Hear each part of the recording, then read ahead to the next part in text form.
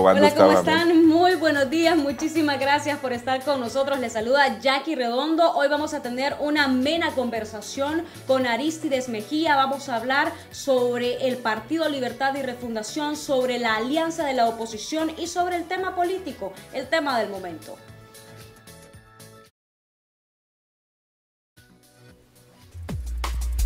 ¿La oposición de Juan Orlando Hernández se debilita o se expande? Los llamados son a marchar pacíficamente. ¿Cómo harán para evitar los enfrentamientos? ¿Qué opinan de los supuestos hechos falsos que tiene el informe de la OEA sobre las elecciones? Lo analizamos al grano con Arístides Mejía, miembro de la Comisión Política de Libre y asesor de Salvador Nasralla.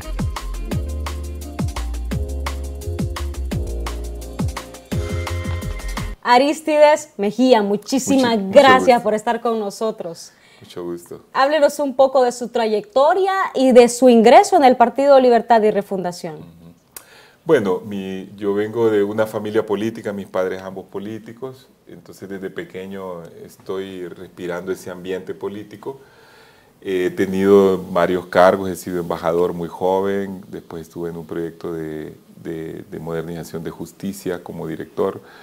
Luego estuve de presidente del Tribunal Electoral, ministro de Defensa y vicepresidente designado. He dado muchas luchas desde que estaba en la universidad, sobre todo a favor de la democratización del país, que todavía es una tarea inconclusa, como lo hemos visto ahora. Y en esas luchas pues he tomado mis riesgos, he ido al exilio, he tenido problemas de persecución a veces, pero estamos siempre con las mismas convicciones que heredamos y que creemos que Honduras debe de adoptar para salir finalmente de este subdesarrollo enorme que le caracteriza. Estamos ahora lamentablemente en un retroceso en esa materia y creemos que la lucha debe de continuar porque si no este país nunca va a ver la luz. ¿Por qué decide usted acompañar a Manuel Zelaya Rosales? Mire, yo era parte del gobierno de él cuando todos los liberales de las diferentes facciones integramos su gobierno. Yo era de la facción de él. Ministro de Defensa.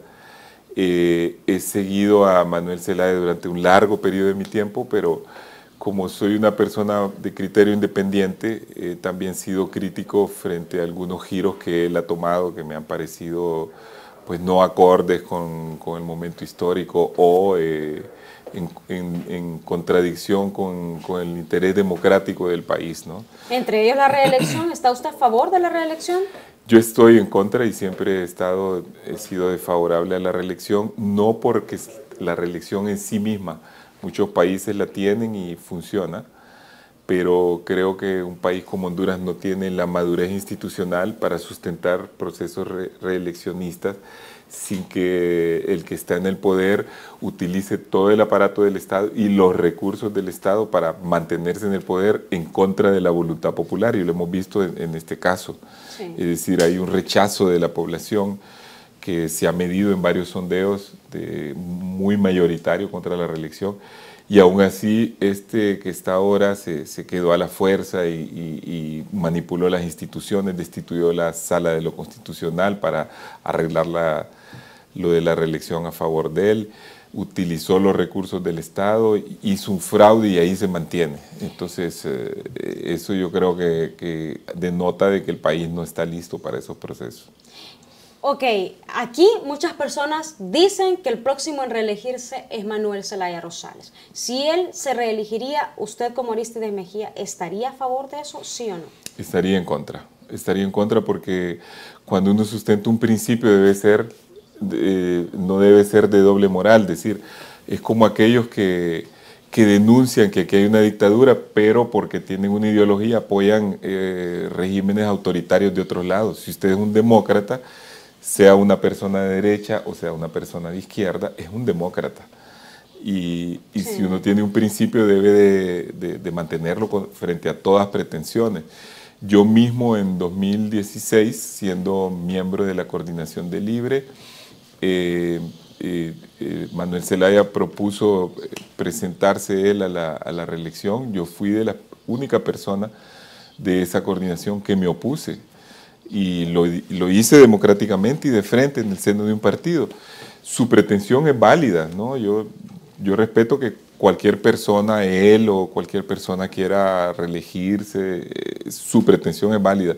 Y él hizo lo correcto, lo sometió a una discusión del partido para que la gente se pronunciara, y yo fui la persona que me pronuncié en contra y dije, esto no nos lleva a ninguna victoria, lo que estaríamos es legitimando la reelección de Juan Orlando, y por lo tanto lo que necesitamos es pasar a hacer una alianza, que es al final lo que prevaleció. La figura de Salvador Narrala, hablemos un poco de la figura de Salvador Narrala. ¿Usted cree que él fue el hombre correcto para colocarlo en la lideratura de la alianza de la oposición? Creo que sí, porque el resultado está a la vista. Yo soy una persona en política, hay mucha gente que es como idealista e ilusa. Yo creo que los ideales hay que mantenerlos, pero hay que ser sobre todo pragmático en política. Y cuando digo pragmático, hay que fiarse en los resultados. Entonces, para mí, cuando dice alguien, no, miren, perdimos, pero es una victoria moral, eso para mí no tiene ninguna fuerza, salvo si luego se ratifica con una victoria. Entonces, yo sí creo que, visto los resultados, Salvador era la persona y es la persona que debe encabezar cualquier opción de oposición, porque primero es la persona más popular de Honduras. Sí. Y en política el 80% es imagen, el 20% es organización y dinero, pero el 80% es imagen. Y si no, miremos al revés, Partido Nacional tenía toda la plata y toda la organización, pero como un candidato, su candidato estaba desprestigiado, Juan Orlando, no ganó las elecciones. Se las robó, que es diferente, pero no ganó. ¿Ustedes tienen prueba de este supuesto fraude? Porque los nacionalistas dicen que estuvieron esperando que llevaran las actas y nunca las recibieron. Hay un montón de pruebas. Está un informe de la OEA que releva en 34 páginas una serie de violaciones, como por ejemplo el hecho de que cerraran las urnas antes de tiempo, dejaron 8% de personas sin votar, aparecieron maletas sin actas, sin votos, cuando hicieron los recuentos con votos sin las medidas de seguridad y nuevecitos sin haber sido doblados. Toda la caída del sistema, que está totalmente certificado en ese informe de 34 páginas, donde hay una intervención remota, o sea, desde afuera al sistema, e introducen actas falsas. Nosotros presentamos con Salvador Narrala en Estados Unidos, en el viaje que hicimos, tanto a la OEA como al Departamento de Estado, un informe completo hecho por alguien de su apellido, Luis Redondo, que brillantemente hizo una exposición sobre cómo ocurrió esa intervención y cómo sustituyeron actas dentro del sistema por actas verdaderas, por actas falsas. Pero ustedes tienen, yo sé que en la mesa electoral, y sé que ese día de las elecciones hay delegados de la alianza de la oposición que toman fotografías de las actas. ¿Tienen ustedes las fotografías de las actas que dan la prueba? Han circulado en las redes y se han hecho comparaciones, porque las actas tenían varias medidas de seguridad. Una era de que tenían que ser escaneadas por una tablet que estaba asignada con un código a determinado número de mesas. O sea, una tablet solo podía transmitir las actas de X, Y y Z mesas, digamos. Y eso, al transmitirse, se quedaba en el cintillo quedaba el registro de qué tablet se transmitió y la hora y todo. Eso también, las actas tenían medidas de seguridad que se llaman señas de agua, que hace como que cuando usted las ve en la pantalla parezcan como oscurecidas. Sí. En la prueba que nosotros mandamos se ve como en el tribunal sustituyeron todas esas actas que tenían todas esas medidas por actas que no tenían ninguna de esas medidas. Pero ustedes no quisieron presentar esas actas cuando el Partido Nacional las llevó. ¿Por qué no las presentaron? No, es que las actas sí se presentaron a la comisión de... Mire, nosotros le presentamos esas cosas a la Unión Europea como a la OEA, que hizo luego el informe, al Departamento de Estado. a las personas que delinquieron dentro del tribunal, que son básicamente estos magistrados que cometieron los delitos electorales, que hicieron el fraude, que fue denunciado por otro magistrado de adentro, ¿se recuerda usted? Sí. Es decir, con Ramiro Lobo. Con Ramiro Lobo explicó cómo adentro hicieron todo. A esos es como llevarles es como que usted sea robada por alguien, por un ladrón, y le quiere después llevar las pruebas de su robo. Entonces sí, hay que dárselos a los que son imparciales para que los presenten. ¿Qué pasa entonces con este informe que dio la Unión Europea? Porque ellos no vieron tanta anomalía para no reconocer las elecciones. Eso ha sido manipulado por el gobierno, pero si usted ve todas las declaraciones que hizo Marisa Matías previo a irse, en donde reflejaba una gran cantidad de irregularidades, y luego ese informe no está concluido. Ese informe va a ser cerrado creo que este mes y presentado hasta el siguiente mes. Y a lo que se refirió uno de los miembros de la delegación es a una comparación aleatoria de una pequeña cantidad de actas, sí, que dio positivo porque estaban comparando actas falsas con actas falsas, entonces pegaban. ¿Qué pasa con este informe de la OEA? Porque viene el titular de la empresa transmisora de datos, Theodore Dell, y dice, no, ellos hicieron su informe a base de hechos falsos. ¿Qué decisión va a tomar la alianza de la oposición ante esto? Yo creo que una de las personas, si aquí hubiera un sistema de justicia independiente que debería ir investigado, es él, porque él es el responsable del sistema de transmisión. Entonces él es el que debería de ser interrogado sobre cómo permitió que ese sistema se cayera y cómo es que pagándole el Estado $3,5 millones, pues puso un sistema que se cae, ¿verdad? Que no tenía todas las medidas de seguridad, o si es que a propósito hicieron esa interrupción, y todo eso para mí debe ser investigado. Más bien, eso es como en un país donde hay tanta corrupción y donde todo es torcido, es un país donde los mismos que han cometido actos irregulares o delitos son los que salen a hablar más, porque tienen el amparo de todo un sistema, ¿no? Pero en otro país él estaría sujeto a una gran investigación y a una gran demanda, porque él es uno de los responsables de esto y hay que probarle. Yo no digo que él es culpable mientras no se pruebe, yo soy abogado. Hay una presunción de inocencia, pero él es una de las personas más, digamos, más importantes en este tinglado del fraude. Bueno, aquí ya tenemos comentarios en las redes sociales, dice Isabel Dubón, ellos lo que buscan es quemar el país. Bueno, Ninfa Enamorado dice que las hagan en casa presidencial. Consuelo Hernández dice que se vayan lejos. Matilde Aguilar dice fuera Jo. Tenemos un pueblo dividido. ¿Qué va a pasar los próximos días con la alianza de la oposición? Sabemos que este próximo viernes hay una manifestación pacífica convocada. ¿Se van a unir ustedes a los del Partido Liberal para protestar en las calles contra las elecciones?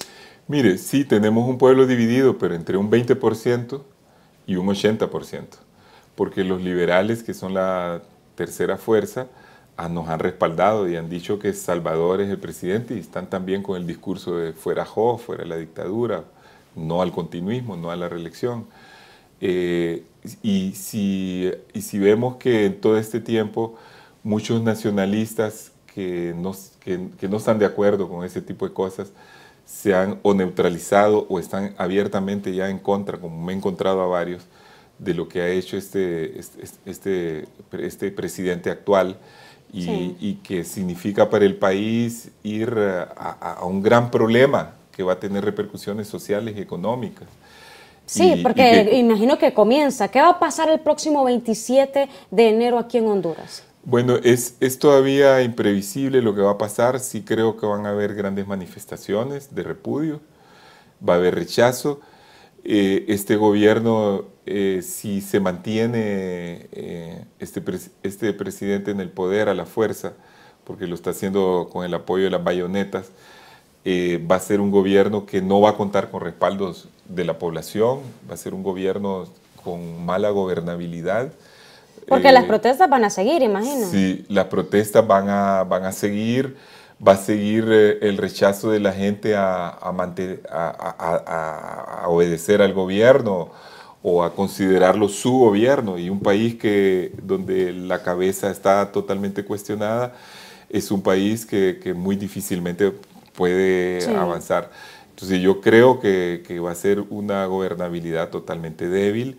Este es un gobernante repudiado, entonces ni siquiera puede salir libremente a saludar a la gente si no tiene un fuerte dispositivo de seguridad. Es alguien que está totalmente, digamos, limitado en su margen de maniobra. Y yo creo que eso es lo que vamos a ver en adelante, un país que va a continuar dividido, al borde de que aquí en cualquier momento se arme un conflicto cuando haya un problema. Conflicto con la gente, ¿verdad? Porque imagino yo, débil, recordemos que el Partido Nacional ganó casi todos los 61 diputados del Congreso Nacional, posiblemente van a tener la mayoría simple para poder tomar decisiones en el Poder Legislativo, tienen el Poder Ejecutivo. Claro, ellos tienen una dictadura bien montada porque controlan todas las instituciones del Estado. Estas instituciones están casi fallidas, no tienen ninguna credibilidad. El mismo presidente, imagínense, cuando yo veo que circulan en las redes ese montón de especulaciones sobre si en realidad la hermana del presidente está muerta o no, digo, hasta en eso hay falta de credibilidad. Sí, la gente no cree no lo cree, están porque molestos. no le creen nada que viene de Juan Orlando. Entonces es bien difícil gobernar de esa manera y el país va a estar en una tensión permanente y esto, si digamos ellos después tratan de mantenerse después de los 4 años y que logran terminar estos 4 años en el poder, va a haber más crisis. Entonces este es un país que se está, como yo digo, africanizando, porque América Latina casi no tiene este tipo de problemas, ¿no? Y me parece a mí de que la oposición lo que tiene que hacer es unificarse, hacer un gran frente común para no darle respiro a este gobierno, porque este gobierno ya vimos que es abusivo, es un gobierno que además ha saqueado instituciones, es un gobierno que mantiene un sistema de impunidad para todos los corruptos que forman parte de él, es un gobierno que ha puesto leyes de secretos para disponer de los fondos de la tasa de seguridad a su antojo y esos fondos no están siendo auditados. Es un gobierno que no tiene límites en las cosas que hace. Entonces le toca a la sociedad, a los partidos políticos, a los gremios, a las organizaciones sociales oponerse a eso. No podemos permitir como hondureños que un gobierno abusivo y usurpador mantenga el control del país y haga lo que se le antoja. ¿Qué le presentaron ustedes que fueron a Washington al secretario de la Organización de los Estados Americanos? ¿Cuál fue la relación que ustedes sostuvieron y qué les prometió el secretario de la OEA? Mire, el secretario de la OEA estaba muy al tanto de la situación del país. Tan así que, bueno, nos comentó cómo, por ejemplo, Eval Díaz lo pasaba atacando. Dijo, de parte del gobierno hay una campaña para atacarme, pero yo estoy claro de lo que ha pasado en Honduras, tengo el informe, tengo la información, tenemos que buscar una salida. La salida le pareció a él que era básicamente buscando que se hicieran elecciones nuevas, que eso era lo que podía remediar, porque ha habido tanto manoseo allá en el tribunal, dijo él, que es hasta difícil reconstruir lo que ha pasado aquí. Y él fue favorable a que nosotros expresáramos todo lo que teníamos que decirle. Fue una reunión bien larga, como de 2 horas. Le llevamos nuevas pruebas, les explicamos más cosas que él no conocía, y eso pues terminó de formar su criterio sobre lo que pasaba en Honduras, y creo que por eso fue importante el viaje, por eso y por otras visitas que hicimos, como las del Congreso, las del Senado, donde tuvimos apoyo también. Últimamente la OEA ha callado sobre el tema de Honduras. ¿Cómo lo ven ustedes eso? No, es que la OEA no es que ha callado. Salvador ha tenido comunicación frecuente con Almagro y lo que pasa ahora es que está en un proceso en que se ha presentado o se va a presentar el informe a los países integrantes de la OEA para ver si lo aprueban o lo imprueban, y después habrá que preparar una posibilidad de encontrarle una salida política, porque todo el mundo sabe que en Honduras hay una crisis política. Sí. Por eso los reconocimientos hasta del mismo Estados Unidos, Alemania, Inglaterra, Italia, no dicen felicitamos, eso es una mentira que ha propagado cierta prensa, no dice felicitamos al presidente, sino que dice tomamos nota de los resultados que ha dado el tribunal y pedimos que haya un diálogo y que se solucione la crisis política y de violencia que existe, porque como ha habido muertos a raíz de esto, ha habido aproximadamente unos 40 manifestantes que han sido asesinados en esta cuestión. Esto ha tenido repercusiones en los organismos internacionales de derechos humanos.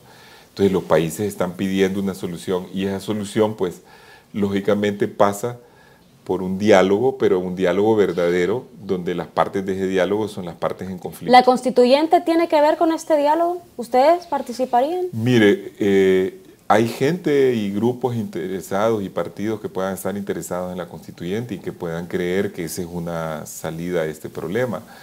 Y salida porque... Pero siempre seguiría Juan Orlando presidente. Por un tiempo más breve, porque lo que se buscaría a través de una constituyente es reformar la Constitución, que ya no tiene la vigencia que tenía antes debido a las múltiples violaciones. Es buscar que el poder constituyente ponga en límite al poder presidencial actual o ponerle un límite.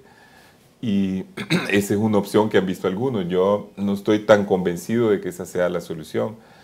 Para mí la solución pasa primero por hablar del problema que generó esto, es decir, estas elecciones y los antecedentes. O sea, reformas electorales primero, antes de una constituyente. Primero pasa por ver si este presidente tiene o no legitimidad para gobernar, porque todo el problema se origina con las elecciones y sus antecedentes. Los antecedentes vienen de atrás, sí. Vienen de la inscripción de una reelección ilegal, viene de la falta de reformas electorales, viene de un tribunal que ya había cometido un fraude en 2012 que fue denunciado por Ricardo Álvarez y en 2013, viene de que son ciertas prácticas que mantuvieron esta vez, viene de un montón de cuestiones que para mí deben de ser analizadas en un diálogo que tiene que ser patrocinado por países que cooperan con Honduras y que tienen un ascendiente sobre este país. Hemos escuchado que Salvador Nasralla va a tomar posesión el 27 de enero. ¿Dónde va a tomar posesión? Si la casa presidencial la tiene Juan Orlando Hernández. Eso no está definido, yo no estuve cuando se formuló esa idea. Lo que sí creo es que si Salvador Nasralla simultáneamente hace un acto que evidentemente pues sería simbólico, porque... ¿Y dónde podría ser este acto? Eso podría ser en San Pedro o aquí mismo en Tegucigalpa. Estoy casi seguro que va a reunir 5 o 10 veces más gente que Juan Orlando. O sea, vamos a tener 2 tomas de posesión el próximo 27 de enero. Pues no sé si podría llamársele toma de posesión, pero sí me parece a mí que podría ser un acto simbólico de protesta, de hacer ver de que el pueblo al que realmente ha elegido es a Salvador Nasralla, es al que quiere, y hacer palidecer y ver como ridículo y absurdo la toma de posesión que está haciendo Juan Orlando en contra de la voluntad popular mayoritaria. ¿Cuándo van a definir ustedes esto? ¿Cuándo le van a dar a conocer al pueblo hondureño esta decisión? Me imagino que en los próximos días, porque en la semana del 20 al 27 hay varias protestas. Este viernes hay una manifestación pacífica como la que fue en San Pedro, que fue una manifestación que fue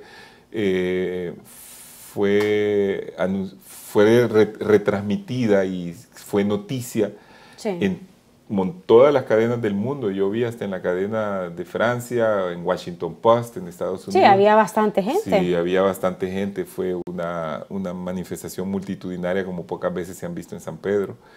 Y eso impacta porque eso hace ver fuera del país de que hay un descontento total en Honduras sobre esto que está pasando. Bueno, Arístides Mejía, muchísimas gracias por haber estado con nosotros. Muchísimas gracias también a todos ustedes por habernos sintonizado. Óigame, qué rápido se me fue el tiempo con usted. Y yo le quería sacar lo de las amenazas también, porque